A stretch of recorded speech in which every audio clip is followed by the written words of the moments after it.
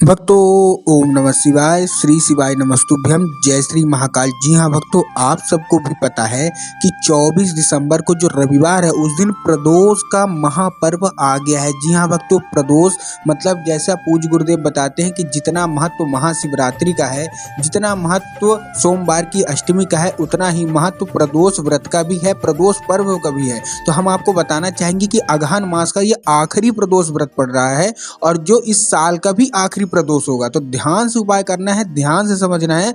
अगर आपने अच्छे से उपाय कर लिया इस दिन, तो पूज्य गुरुदेव कहते हैं कि आपकी जो भी मनोकामना है, जो वर्षों पुराने से पूरी हो ही नहीं रही है, मात्र ये उपाय करने से पूरी हो जाएगी। आज मैं आपको इस वीडियो में 3 उपाय बताने वाला हूँ। तीनों मनोकामना पूर्ति उपाय है।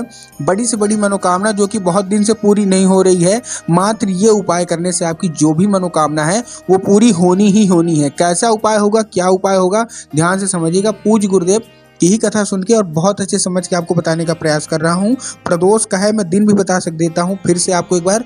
24 दिसंबर दिन रविवार, अगहन मास का आखिरी और साल का भी आखिरी प्रदोष है। तो चलिए बताते हैं उपाय कौन सा है। लेकिन उससे पहले चैनल पर पहली बार आए हैं, आवाज मेरी पहली बार सुन रहे हैं, तो वीडियो को कर दें लाइक और चैनल को कर लें सब्सक्राइब, ताकि पूजनीय पंडित प्रदीप जी मिश्रा के जितने भी नए नए उपाय जो कि उनकी कथा से निकलते हैं, मैं श्रवण करता हूँ, सबसे पहले आपको प्राप्त हो सके। तो देखिए, जो हमारा पहला उपाय है उसमें आपको सामग्री क्या क्या चाहिए। उसमें आपको चाहिए एक धतूरा और बेलपत्र के 7 कांटे। क्या क्या चाहिए, ध्यान से समझिएगा। फिर से आपको चाहिए एक धतूरा, धतूरा के साथ आपको चाहिए बेलपत्र के 7 कांटे। अब देखिए, जब आप धतूरा लेंगे तो आपको ध्यान रखना है कि धतूरा कहीं से भी खंडित नहीं होना चाहिए, या तो छोटा हो या बड़ा हो, उससे आपको फर्क नहीं पड़ता, कैसे भी ले सकते हैं, लेकिन कहीं से खंडित नहीं होना चाहिए, मुरझाया हुआ नहीं होना चाहिए। इस चीज़ का आपको ध्यान रखना है। अब आपने एक धतूरा ले लिया, अब आपको लेना क्या है, बेलपत्र के 7 कांटे। आपको कांटे लेने हैं, बेलपत्र नहीं लेनी, आपको बेलपत्र के 7 कांटे लेने हैं। जब आप कांटे लेंगे, तोड़ेंगे, तो ध्यान से तोड़िएगा, आपके हाथ में न लगे। उसके बाद आपको सब लेके अपने घर चले आइएगा। अब आपको प्रदोष काल में, प्रदोष काल का मतलब क्या है, शाम का समय, जैसे है कि दिन ढल रहा हो, रात आने वाली हो, उसको बोलते हैं हम लोग प्रदोष काल। अब आपको क्या करना है, प्रदोष काल में ये लेके पहुंच जाना है, दोनों चीज़, धतूरा और बेलपत्र के कांटे लेके आप वहाँ पहुंच जाएंगे। आप पहुंच जाएंगे शिव मंदिर। शिव मंदिर पहुंचने के बाद आपको दक्षिण दिशा में खड़े होना है और आपका जो चेहरा होगा वो होगा कहाँ, उत्तर दिशा की ओर, जिधर जलाधारी रहती है।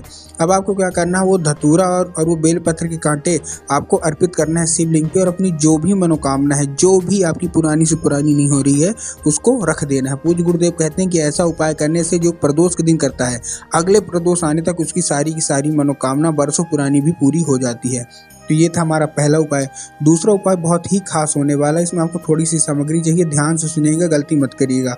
आपको चाहिए इसमें एक बेलपत्र, एक धतूरा, 21 मूंग के दाने, एक गुड़ और 1 लोटा जल। क्या क्या चाहिए, एक बेलपत्र चाहिए। देखिए, जब बेलपत्र लेंगे, इस बार आपको चाहिए क्या, बेलपत्र, इस बार कांटे नहीं चाहिए, इस बार बेलपत्र चाहिए।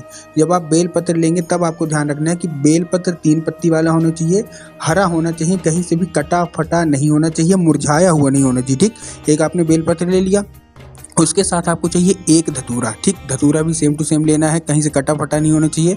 उसके बाद आपको चाहिए 21 हरे मूंग के दाने। क्या, हरे मूंग के 21 दाने। उसके साथ आपको चाहिए एक गुड़, एक ढेली जो होता है, और 1 लोटा जल, तांबे के लोटे। अब देखिए, जो जल है उसको आपको ध्यान रखना कि जल अपने घर से लेके जाना है, आपको जल मंदिर से नहीं लेना। बहुत सारे लोग जाके मंदिर से ही जल उठा लेते हैं, तो आपको मंदिर से जल नहीं लेना और ये लेके पहुंच जाना है शिव मंदिर। अब सारी सामग्री, जो बेलपत्र है, धतूरा है, मूंग है, गुड़ है, उसको आपको उसी लोटे में डाल लेना है। उसके बाद आपको क्या करना है, फिर से दक्षिण दिशा में खड़े होना है।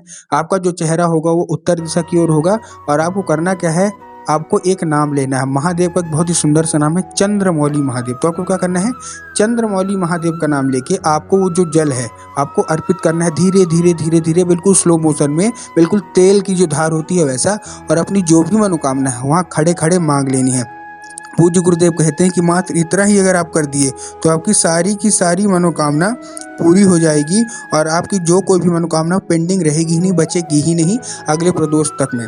अब जो हमारा तीसरा उपाय है, 2 उपाय हो गए, तीसरा उपाय है माता पार्वती को खुश करने का। कैसे करेंगे, आपको बेलपत्र के पेड़ के नीचे पहुंचना है शाम को। क्या लेके, दिया लेके। कैसा दीपक, चौमुखी दीपक। आपको आटे का दीपक लेना है जो कि घी का होना चाहिए, और चौमुखी दीपक होना चाहिए। उसके बाद आपको क्या करना है, आपको एक दीपक जला के आपको पहुंच जाना है कहाँ, बेलपत्र के पेड़ के नीचे। और शाम के वक्त जैसे प्रदोष काल में जाएंगे आप, सबसे पहले आपको करना है परिक्रमा 3 बार माता पार्वती का आपको संचारण करना है, उच्चारण करना है। और उच्चारण करने के बाद आपको क्या करना है, माता पार्वती से अपनी जो भी मनोकामना है मांग के बेलपत्र के पेड़ की जो जड़ है वहाँ आपको एक दिया अर्पित कर देना है। ठीक, आपको घर चले आना है, जो हमारी दूसरी दीपक है उसको अपने घर की जो चौखट है उसके बाहर आपको लगाना है। पूज्य गुरुदेव कहते हैं ऐसा करने से बाहर की जितनी भी नकारात्मक शक्तियां होती हैं जो आपके घर में घुसती हैं, आपको बीमार करती हैं, आपका धन लेके जाती हैं, सारी की सारी नहीं आएंगी और आपको जो जीवन है सुखमय गुजरेगा। तो उम्मीद करता हूँ उपाय समझ में आए होंगे। वीडियो अच्छी लगी हो तो कमेंट बॉक्स में हर हर महादेव अवश्य रूप से लिख दें।